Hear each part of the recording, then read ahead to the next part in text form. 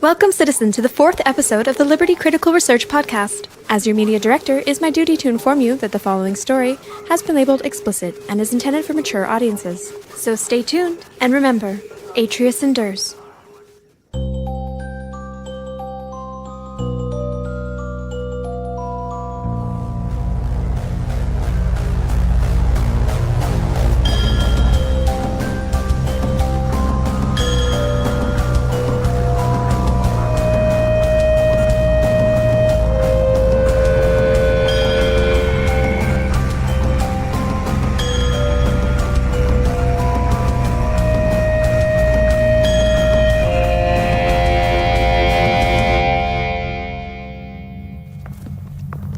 All right, behind this door is an atmospheric chamber. Atmospheric what? A room that will acclimate us to the current atmospheric pressure and temperature of the fringe. What's the purpose of such a room? Isn't the pressure close enough to Atreus to not really be an issue? It's not for health reasons. It serves a tactical purpose. Just get in.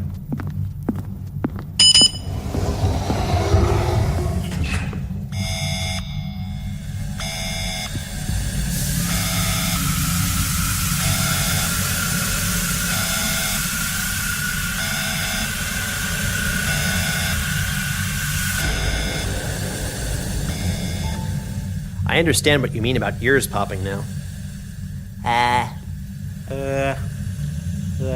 We've now reached the atmospheric pressure of the fringe. The door on the opposite side will lead us into the basement of one of our remote research stations. No one's been here to check on the station for a few months, so be on your guard. It is currently 0900 hours, and we are entering the basement of a remote research station in Sector... If you do that now, they will hear us. I will let them kill you. I'll take point. I'm the pointman. Until you have a better understanding of the fringe, I will be establishing whether what we encounter is a threat. I'll take point. You follow up, followed by Cato, Kovski, and... Sev.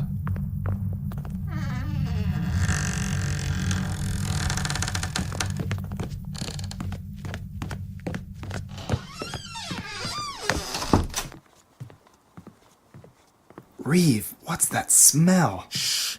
Be quiet!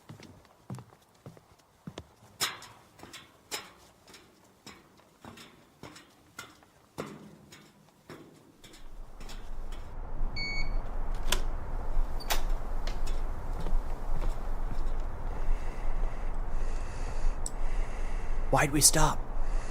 Contacts ahead. 4. We're okay, though.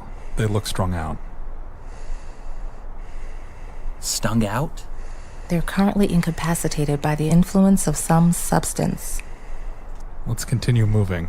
They're more of a threat to themselves than they are to us currently. Would they be suitable for interview?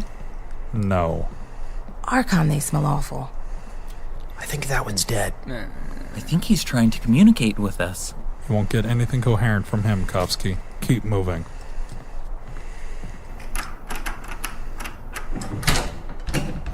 It's welded shut. We're going out the window. Before we leave this somewhat safe location, may I record our surroundings? You have 2 minutes. Day 1 of the excursion to the southern fringe. We entered into the safe house and discovered that it was littered with tiny scraps of metal, plastic, broken glass, and dirt. They clearly do not value cleanliness as we do. Hey, Sev, what is this? That's a spent bullet casing. Oh, we also found people, fringers, 4 of them, slumped in a heap under the influence of some currently unknown substance. As I'm unable to speak with them currently, and they do not seem cognitively aware of my existence, we are moving on. Through a window, as the door was apparently sealed. Through the window I can see the fringe for the first time. Despite its dilapidated nature, the open streets almost seem inviting, and I'm first drawn to the height of the buildings on either side of the main road, which are significantly shorter than those found in Atreus. The buildings appear uncared for, smashed windows outnumber whole. Burn marks and pock marks are also very prevalent on the road as well as on the sides of the buildings. There's a general emptiness I was not expecting. All right, time's finished. That's all for now.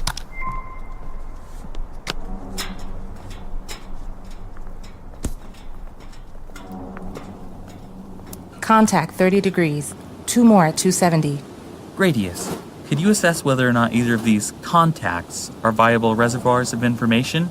The two on the left appear to be together, a water carrier with protection. The loner ahead looks like a scavenger. I would surmise that the scavenger would be a fair source of information. They have a tendency to cover large areas. The pair would be a risky gamble as they might see our approach as a threat. Thank you. Can we move in the direction of the scavenger? Follow me.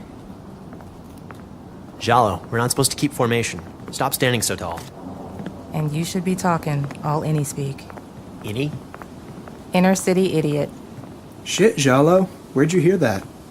I was inspirationized. Inspirationalized. Really? Shut it, Seb. Shallow, you good. Oi, you! Ain't got nothing you want. Scrap. Just scrap, I squares. Yeah, but I got something you want. All I needs is a bit of talk. Okay. Keep back, though. Always, yeah. I'll give you talk for stuff. Kovski. Ask him what he's looking for. I could tell you that. It doesn't mean anything if it comes from you. Oi, what you after? What kind of question is that? It's mine. You want stuff or what? Uses. Okay. I'm looking for scrap. Brass, hits, little tufts, anything worth a bit to someone. What is hits? What is little tufts? Can I answer that one? Fine. Ask him what he plans to do with this scrap. What you do with scrap? Why you picking it? You got a toothache? Toothache? You take bad drugs? My deal's about to walk unless you start playing nice. Okay. Y'all starving, walking up here, talking like you don't know? Everyone know. I just scrap in the streets. My scrap is for Lady Lawns. She own this street and she own me. All my scrap for the big lady. My scrap goes redone, my brass goes to the ammo bros uptown, and my hits get used by users. Oh, there is a structure. He's on the bottom. There's a big lady on top. Ask about the big lady. Is it a gang? Is this a gang thing? Who's the big lady? She run your gang? Ah, fresh flesh we got here. New to Lady Lawns. She's the big lady running the Shale, she dids. You want your hit, we got your bit. You talk to big lady? No, not me. My scrap goes to makers. Makers making this stuff for soldiers. Soldiers stand with the big lady. Social stratification. Ask him why he does it. Does what? Why he's a scavenger. Why you do this? You paying me. No. Why you pick scrap for the Shale? Do I look like I want to be dead? Fresh flesh you might be, but alive you won't be here if you don't join the Shale. You gonna give me something? We have incoming contacts at 180. 4 of them. Shale got a mark? A symbol? Yeah, shattered red bottle on gray. Nice. Here's something. Ooh, not bad. Cracked, but okay. Let's move out. You weren't joking about those changes in pressure. Man. Anyone got a tissue? So is that the kind of stuff you need, Kovski? While it's great that he cooperated considerably well, it was only a single % of the data I'll need for this one gang alone. It seems to be complex enough that each gang or group is, in itself, going to be a difficult job to document. Gangs form and disband daily. I would suggest choosing a small yet specific set of gangs to document. Shale seems like a great start. Before we decide on a specific gang, we should get a better understanding of what trait sustains them. We've only interviewed one Fringer from one gang. I believe we need a larger survey before we make any final decisions. What about that person? She's alone, but stay on your guard. A group of 4 contacts is crossing the street at 180 to 200. That was eloquent. Just want to make sure Kovski also understands. I understand. I get it. Oi, you! Stay back! Oi, we want to talk. I got boom pop. Back off while I walk off. Contact has a gun. Aight? That was exciting. Boom pop? I think my nephew called it boom pop. Are you all right, Kovski? I'm fine. I guess we'll find someone else.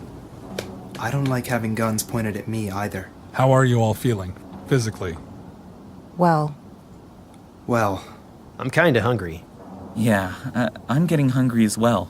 Since it's still light out, this would be a great time to find shelter and eat. Shelter? Is the weather expected to change? No, but eating in public might be an unnecessary risk. That adds to 8. There's a warehouse over at 270. Looks securable. It's already occupied. From what I understand, those paint markings denote occupancy. 30 degrees, that building. Let's move. This is my 4th recording for today. It's nearing 2100 hours, and we've been in the Fringe almost an entire day now. After we finished lunch, we went back outside and explored 3 more blocks. I was able to interview 2 additional individuals. We found an enforcer, though he identified himself as a soldier of the Shale. For more information regarding this, please see the additional supplement notes labeled Shale Interview 2. We also encountered a sexual worker. He gave us a wealth of information for proper compensation and informed us quite regularly of his establishment. I believe that these brothel institutions may be of use as bounty information, as they are common meeting grounds for individuals from many gangs and occupations. For more on my interview with the Sark sex workers, see additional supplement notes, Sark Interview 1. I found it very surprising that much of my previous theoretical work based around fringers having social structures is proving so true. This was entirely unexpected, but I suppose that this whole excursion was as well. We continued walking for a few hours after the Sark interview, but it was fairly difficult to find additional subjects. Fringers have been conditioned to be easily frightened and distrusting. While our group is small, we have been perceived as a threat in multiple instances. I attribute this to Gradius and Sev's intimidating presence. They really look the part. Most of the fringe we've seen so far is rather empty and desolate. Fringers themselves are surprisingly few and far between, and always appear somewhat exhausted.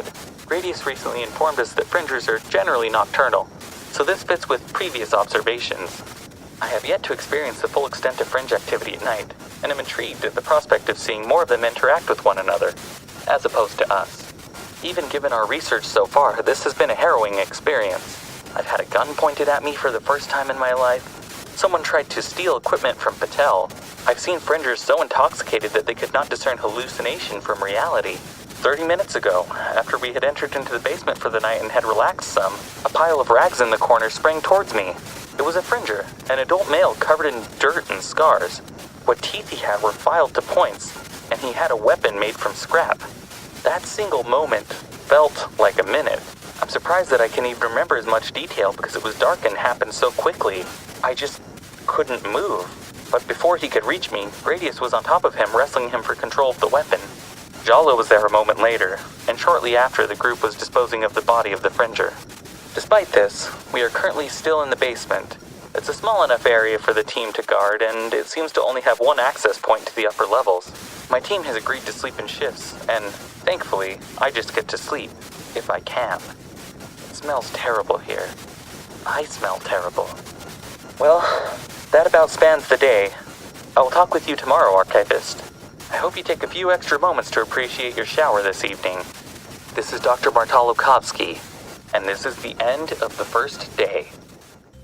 Thank you for listening to the Liberty Podcast. Episode 4 of Liberty Critical Research was written by Caitlin Statz and co-created and produced by Travis Vengroff. The voice of Dr. Martollow Kovski was Paul Mella. Cato Patel was Bryan Keller. Decima Jalloh was Lauren Griffin. Severous Ljqvist was Travis Vengroff. The Scavenger was Robert Pittsley. And Gradius Rodriguez was John Carter. The music and sound for this broadcast were recorded and designed by Careless Juja. If you have enjoyed listening to Liberty Critical Research, please rate and review us on iTunes. To support the Liberty Podcast, please visit our Patreon at patreon.com/libertypodcast. Liberty is a Fool and Scholar production. This production is copyright 2015 by John Dossinger Publishing, and Liberty is a trademark of Travis Vengroff. Thank you for listening, and may the Archon watch over you.